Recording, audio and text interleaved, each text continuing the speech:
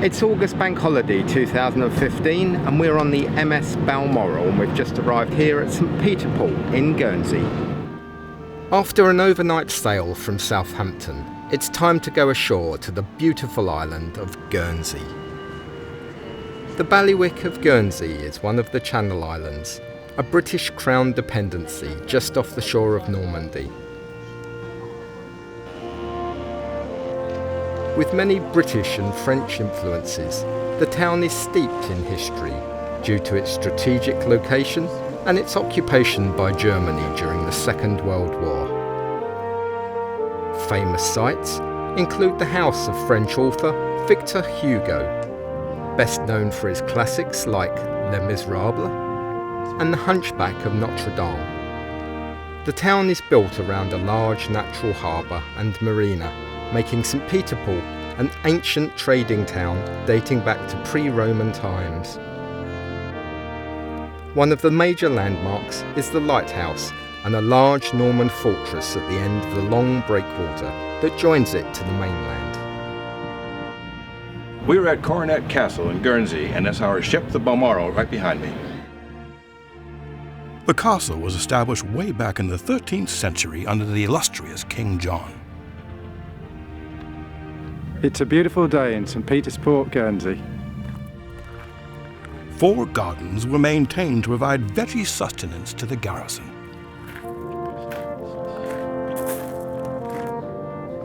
The food was needed to survive an 8-year siege during the English Civil War. It was the last royalist garrison to surrender. The Castle Coronet was once known as the Hoffenschloss.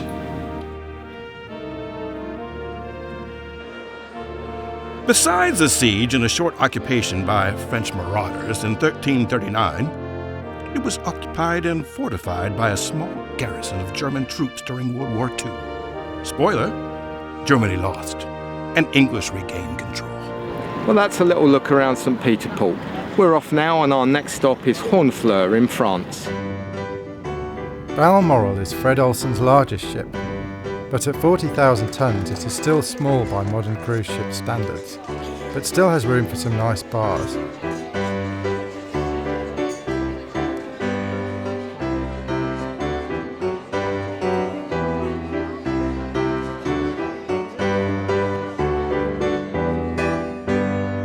Behind me is the beautiful old harbour of Honfleur. Honfleur is in the Calvados area of Normandy. It is famous for its fascinating and very attractive old town and harbour. Its strategic location on the south bank of the Seine estuary, near to the mouth of the river, made it a stopping-off point for trade to and from Rouen. It was also an important defensive point during the 100 Years' War with the English. The town has a rich artistic heritage too. In the early days of the Impressionist movement, artists such as Boudin and Monet came to capture its beauty in pictures.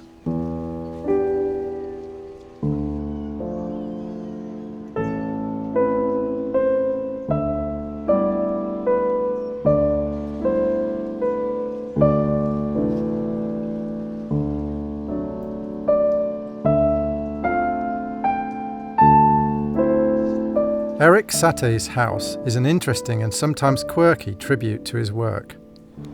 We couldn't resist having a go on the cycle carousel.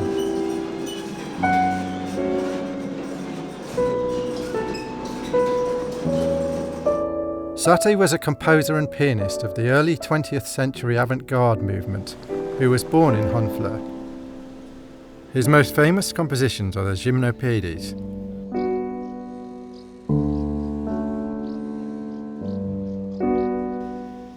The Vieux Bassin, or Old Dock, is in the heart of Honfleur, surrounded by historical buildings, wooden-clad houses, now mainly bars, on one side, and larger stone houses on the other side.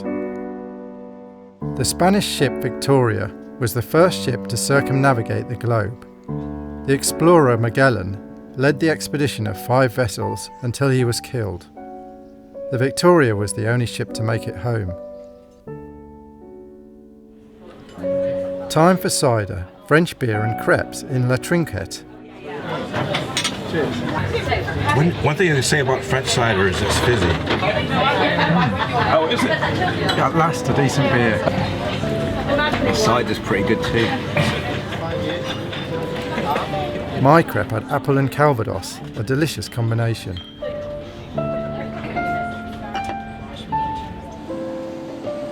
There was just time for a final look round and to buy some Normandy cider for Andy to take home and some chocolates for me to eat on the way back to the boat.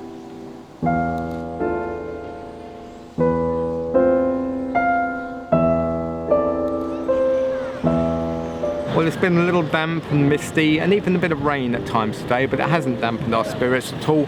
Honfleur has been absolutely delightful, but we're heading off back overnight now to Southampton.